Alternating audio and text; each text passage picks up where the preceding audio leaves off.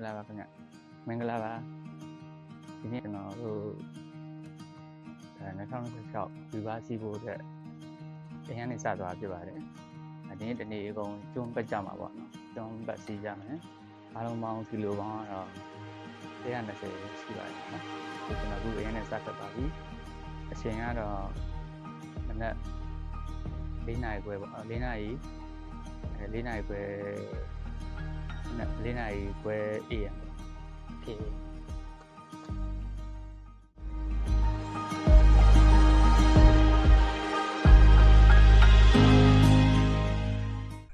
ကိုကျွန်တော်ရောက်တဲ့နေရာစင်ကန်စတေဒီယမ်ဖြစ်ပါတယ်စင်ကန်စတေဒီရှေ့ပေါ့နော်ဒီပေးနာလေးမှာဒီပေးပါကိုကျွန်တော်ကမြင်ရတဲ့နေရာပေါ့နော်ဒီလိုပေါ့နော်ချောင်းလို့ပေါ့ကျွန်တော်ပြောတော့စင်ကန်စတေဒီယမ်ရဲ့ရှေ့နားလေးပါနော်နားလေးရောက်နေနော်စင်ကန်ကဒီမှာပေါ့နော်စင်ကန်စတေဒီယမ်ကဒီကောင်ပေါ့ကျွန်တော်တို့ပထမဆုံးမိပွက်ပြတယ်ကျွန်တော်တငယ်ချင်းအောင်စောင့်နေပါတော့ကျွန်တော်တငယ်ချင်းတွေဒီပထမဆုံးဆုံမှကတော့ဒီစင်ကန်စတေဒီယမ်ပေါ့ဒုတိယဆုံမှကတော့ရေရှုကန်မာတီနောက်ဆုံးကတော့အားလုံးဆုံမှတော့ရေရှုံအမ်မာတီကိုဆုံးကြပါတော့အားလုံးတငယ်ချင်းတွေအားလုံးဒီရီဘာကိုစီမံတငယ်ချင်းတွေအားလုံးရေရှုံမှာပဲဆုံးကြပါတော့ရေရှုံမှာဆုံးပြီးတော့ကျွန်တော်တို့အိုက်ကနေပြီးတော့9နာရီလောက်မှာစထွက်ကြမှာပေါ့နော်အားလုံးစီးပြီးသွားရင်တော့နောက်ဆုံးကြလို့ရှင်တော့ကျွန်းပုံပါတဲ့ဆူတစ်စိတ်လေးတစ်ခုရမှာဖြစ်ပါတယ်။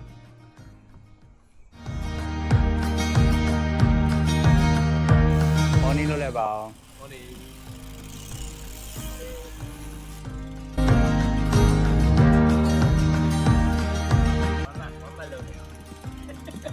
မော်နီကိုရောက်တဲ့နေရာတော့ North Star Point ဖြစ်ပါတယ်ဒီ location ကတော့ Bangkok ရဲ့ဒီ point လမ်းမှာရှိရနေတယ်ဖြစ်ပါတယ်ဒုတိယဆုံးမှဖြစ်ပါတယ်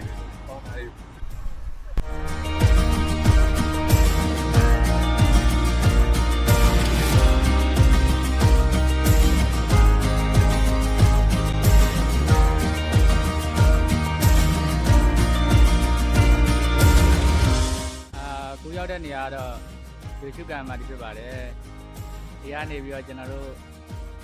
ရေကျွန်းဆက်သွားမှာဖြစ်ပါတယ်ဒီကျွန်းမှာအားလုံးမှာခွင့်ပေးဆောင်ကြမှာဖြစ်ပါတယ်ဒီကျွန်းမှာဒီကကျွန်တော်ရဲ့ဆရာရေရှုကန်မှာဒီပါ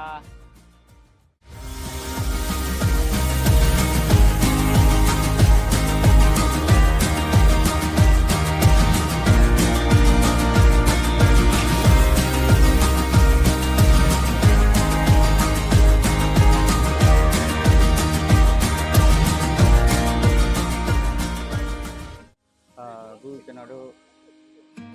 ဒီရှွန်စတေဒီယမ်ရောက်နေပါပြီ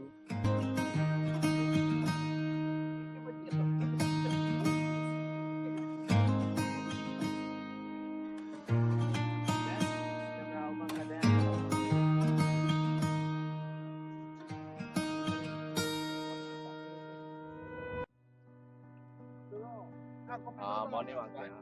နိုင်ခွင့်ရမှာမော်နီမော်တယ်စောစီချွေးပြန်သူကျွန်တော်တို့ registration လုပ်ဖို့နေရာကိုရောက်ရှိနေပါတယ်ခင်ဗျာအခုရပြီးတော့အခုရမယ်လေတန်းစီဒီလိုမျိုးနေတော့ဟောဒီလေးတော့ဒီတော့ကိုလေးကကျွန်တော်မသိလိုက်ဘူးဟုတ်တယ်โอเค6ဘက်စီရလုပ်ပြီးတော့ပါတယ်ပြန်လာသူရိုင်းဖြစ်နေတယ်ပြန်လာတန်းစီရတဲ့ပါသွားလိမ့်မယ်ကိုကအရင်ရောက်ပြီးတော့ဟုတ်ပြီပြပြတာကျေးဇူးတင်ကဲခုကျွန်တော်တို့ရောက်တဲ့နေရာကတော့ Yishun Stadium ဖြစ်ပါတယ်ဒီမှာတကယ်ချင်းအားလုံးစုံကြပြီပေါ့နော်ငင်းအားလုံးစုံနေပါပြီတယောက်ပဲကြံတော့ပါနော်ဒါပေမဲ့ကျွန်တော်တို့9နာရီပို့ပြီးဆောင်ပြီးရတယ်9နာရီထိုးရတယ်ဒီ Yishun Stadium စတက်မှာဖြစ်ပါတယ်ဘက်ကတယောက်ပုံပေးထားတယ်ဒါမှသွားနေတယ်ကျန်အောင်ပြောဒီနားမှာပတ်ပြတယ်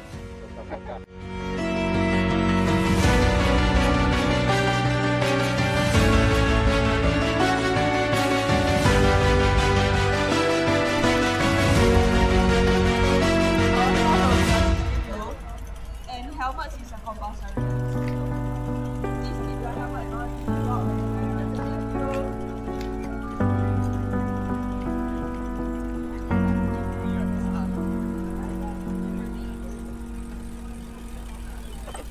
စိတ်မကောင်းဖြစ်နေတာမလိုက်ရလို့ ဒီနေ့โอเคလိုက်မှာမလား လိုက်မယ်ပြတ်တာ အခု register လုပ်ပြီးသွားလို့ကျွန်တော်တို့တန်းစီပြီးတော့စောင့်နေရပါထွက်ဖို့တက်ကိုအားလုံး register လို့တန်းစီပြီးစောင့်နေကြပါထွက်ဖို့တက်ကိုစောင့်နေကြပါတယ် ဘာလို့ရိုက်နေရလဲချက်လာ ပြောလိုက်အောင်လေ every location because that is the only thing that we can check your timing and make sure that you are recognized and completing all the stations. So, not please. Okay, actually just go over it. Thank you. Okay. Go, go, go.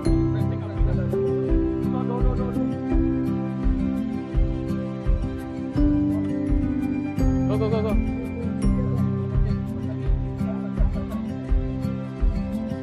Wow. Nói rằng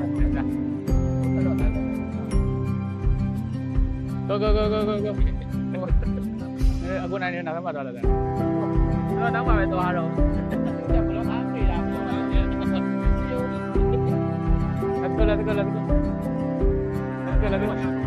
โอเค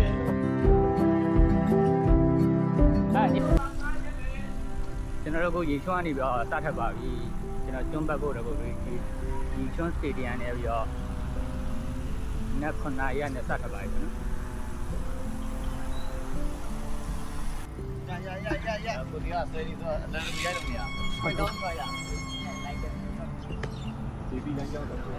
အခုထွက်လာတာရေချွမ်းနေပြီးတော့မန်တိုင်းတို့ကိုထွက်လာပါတော့တဝက်လောက်တော့ရောက်ပါပြီဒီကနေဆက်သွားပါမယ်ဒီပြအောင်လဲဆိုတော့လင်းချူမတို့ပေါင်းနေရပြီပေါ့နော်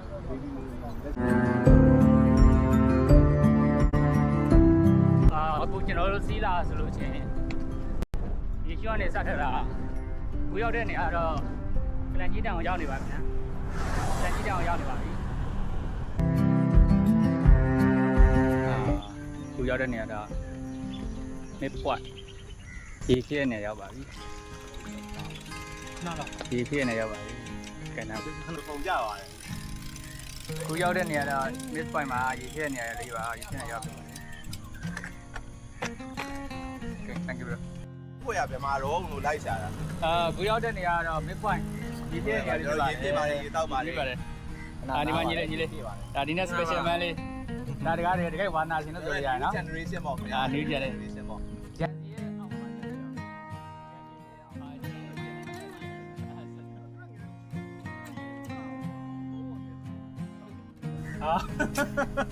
ပြောမယ်ပတ်သက်တော့ပြောတော့ကိုလင်းချူကန်စိတ်ကိုရောက်ပါပြီလင်းချူကန်ဘယ်လိုနေရအတော်လေးတော့မောရဒါပေမဲ့ငါပြောသီးစားလို့တော့ကောင်းမယ်ဘလော့ဂါလေးကိုရေးတိုက်ပါတယ်ကျွန်တော်တို့ဘလော့ဂါကိုရေးတိုက်ပါတယ်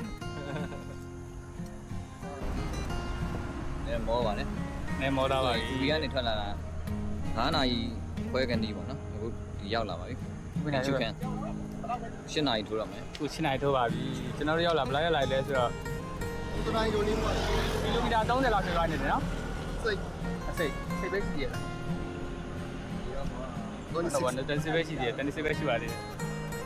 မင်္ဂလာပါမနေ့က WD 40ရရတာဘရက်အောင်မရှိဟာဘုရားစားတာဘိုင်အချိုးဝဲလေးစားတာခုမှ first time round high slam ပါပြန်ရင်တစ်သေးရတော့မှာနော်ပြန်ရင်တော့လာလာမှုနဲ့ပြန်ပြီးပြန်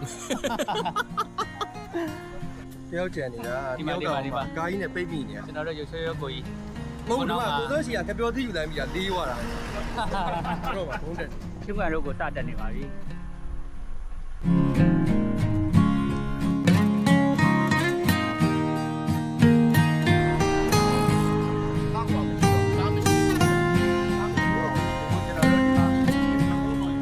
ဝါတာဘရိတ်ဆိုတော့ခဏနာပါတယ်ဘယ်နေရာလဲဆိုတော့ကျောင်းဘက်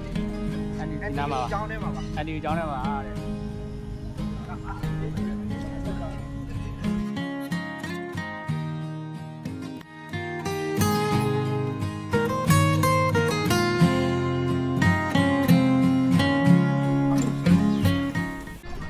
ဘူးရ ရောက်တဲ့နေရာကတော့ဂျိုတောင်းဝက်စတေဒီယမ်မှာကျွန်တော်စတေဒီယမ်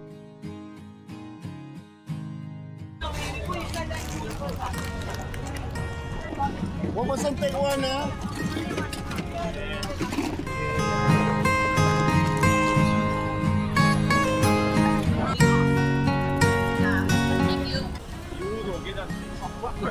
စပိန်လေးမှာဆိုရင်ကျွန်တော်လာဈေးစစ်အောင်ဆိုအော်ခုံလဲဆိုတာကိုစပိန်လေးမှာဆိုလို့ဆိုတာဈေးစစ် မိုင်းချတာမဟုတ်တော့ခဏလေးတော့ ဒီကနေပြီးတော့ကျွန်တော်တို့ကလန်းကိုဆက်သွားမှာဖြစ်ပါတယ်ကလန်းကနေနောက်ဆုံးရေချွန်းပေါ့နော်သူကတော့ပထမဆုံး station တစ်ခုတော့ဖြတ်ပြီးသွားပါပြီခင်ဗျာ okay see you ပါ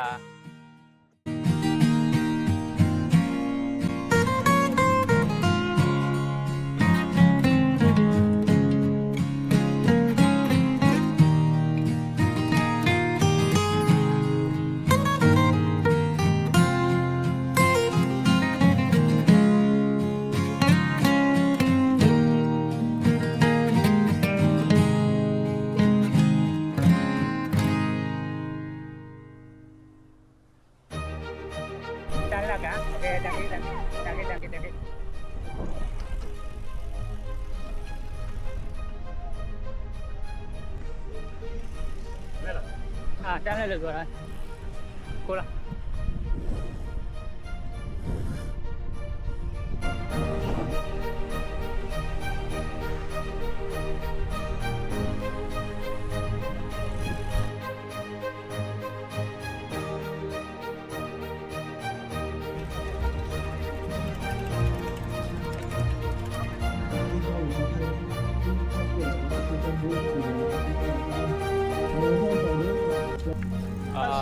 ကိုရောက်တဲ့နေရာတော့ Plan Stadium ပါနော်ပြီးတော့ခုမှ station နှစ်ခုကိုပဲ check in လုပ်ရပါသေးတယ်နောက်ထပ်နှစ်ခုကျန်ပါသေးတယ် yes one Like straight away, yeah thank you yeah ကျွန်တော်တလုံးလောက်ပြောရတယ် sorry yeah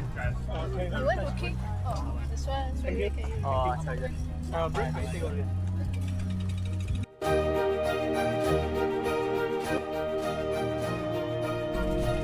စားကျွန်တော်တို့ရှေ့ဝေးရောက်သွားလားလို့လားချောက်တယ်လို့မရဘူးနော်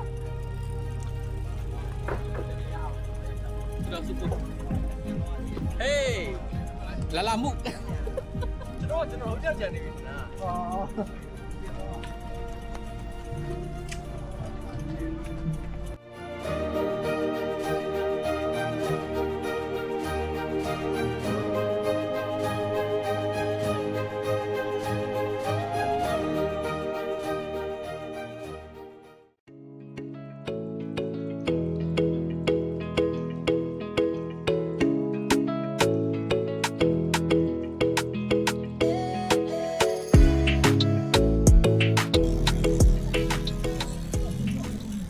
Glen Stadium နေပြီးတော့ကျွန်တော်တို့ရှန်ဂီဘက်ကိုပြန်ထွက်ပါတော့မယ်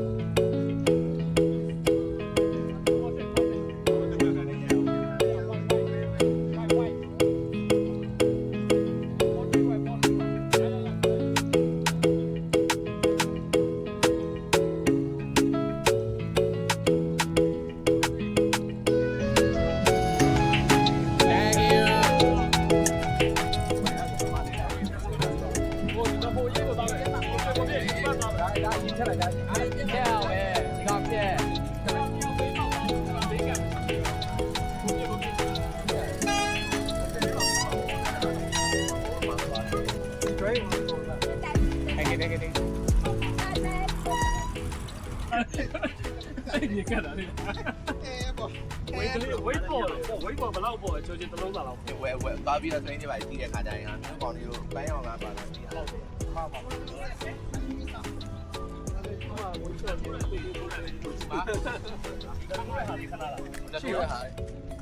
ပါလား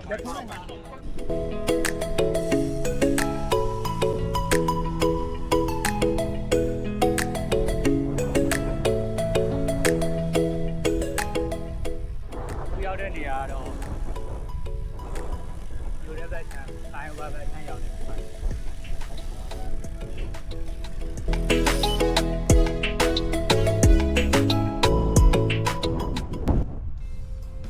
ခုကျွန်တော်စီးလာ East Coast ဘက်ချမ်းကို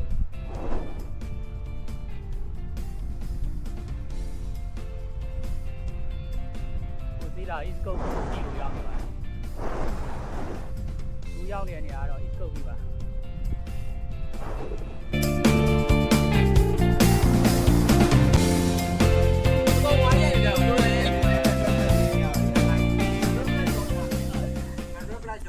100 plus ကြော်ညာရိုက်တယ်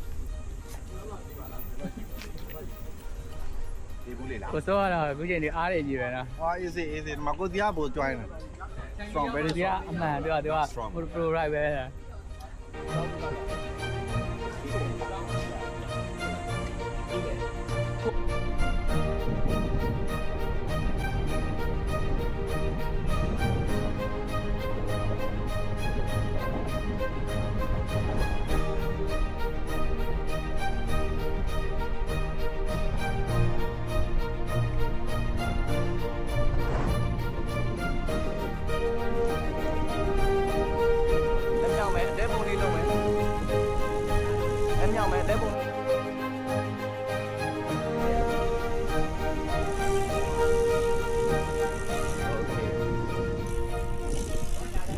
တဲ့နေရာဆန်ကြီးပြပအဝင်နာ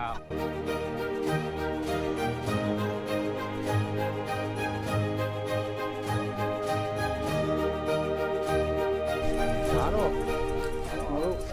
ခဏနာကြတာပါ ရေလဲလာ water break ပါ မိုင်းနေဒီကိုရင်ကြည့်မယ်နော်ဒီကို အော်အဲ့ဒါ water နဲ့ toilet နဲ့တိတ်တော့ပါဘူး ကြည့်မယ်ဒီကိုကျွန်တော်ရင်ကြည့်မယ် ready 1 2 3 one more ဒီဘဝဲစားတော့နေ 1 2 3 သားတို့ရေဒါလေးပါလေးလေ ရေပွဲလေးတဲ့လူထဲပို့လိုက်မယ်နော်ကျွန်တော်လက်လွတ်တာလေးပို့လိုက်မယ် ဟမ် လူထဲမှာလက်လွတ်တာလေးပို့ချင် ဒါကတော့ခဏနာကြတာပါ ကိုချမ်းနေမရကိုချမ်းနေဒီနေ့က congratulation လေးကျင်းတာတော်တော်လိုက်နေတယ်ကိုချမ်းနေ ကိုချမ်းကြီးကမရတော့ မင်းကြောင်ပါဒီမှာ ဟိုနေလာကျွန်တော်တို့ချန်ကီပြပကိုပြန်ရောက်ပါပြီဒီနေရာတော့ချန်ကီပါ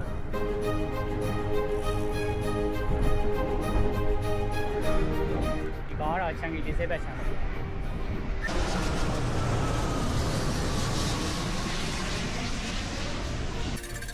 ကုန်းမြင်တွေကနောက်ဘက်ချန်ကဖယ်ရီကကူလောပင်ကိုဆွဲတဲ့ဖယ်ရီက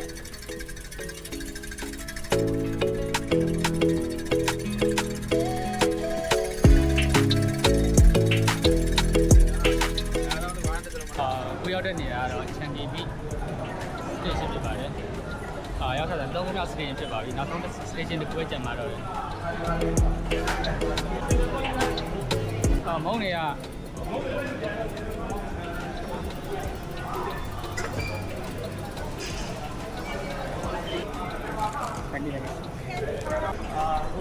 ရှန်ကီစတေရှင်ကနေပြီးတော့နောက်ဆုံးစတေရှင်ဖြစ်တဲ့ရေထွန်း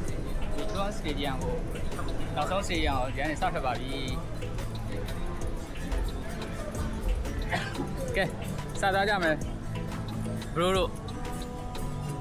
စားသားပါပြီစားသားပါကြပါဘုံဘိုးကရှန်ကိုပြန်ရောက်ပါပြီအကြခင်မှာကျွန်တော်တို့ရေရွှန်းနောက်ဆုံးစတေရှင်ကိုပြန်ရောက်ပါတော့မယ်အားလုံးစီးလာဆိုလို့ရှိရင်ကီလိုမီတာလဲ120ကျော်သွားပါပြီအားလုံးပြီးသွားရင်တော့135 140လောက်ပြီးတော့Okay, bye. Okay, well done.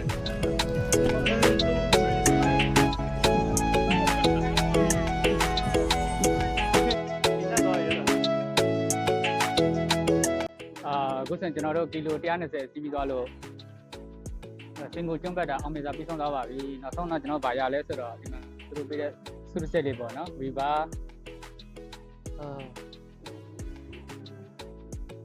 ဒီကျွန်းပုံစံ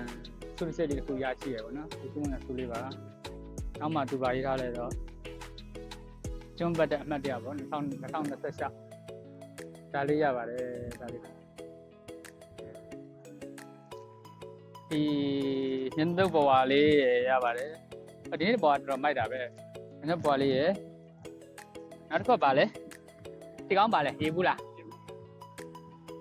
အောင်စီဝါဆိုးပစ်တာရေးဘူးတူရပါတယ်ညီဘူးရကြီးပဲမေး1လီတာလောက်ဆမ်းမယ်နော်ဒီရေးဘူးအကြီးပဲရေးဘူးတူရပါတယ်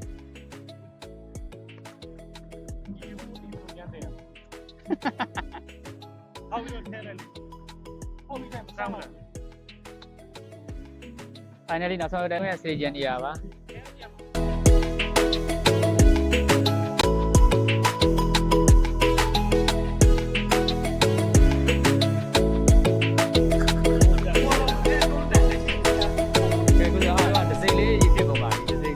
ဒစိတ်ရဖြစ်ပါလိ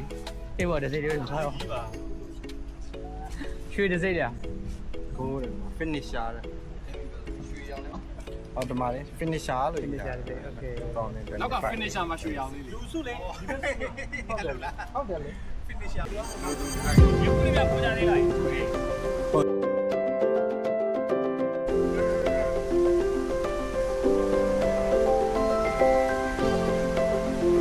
လောက်ခိုင်းလို့ပါ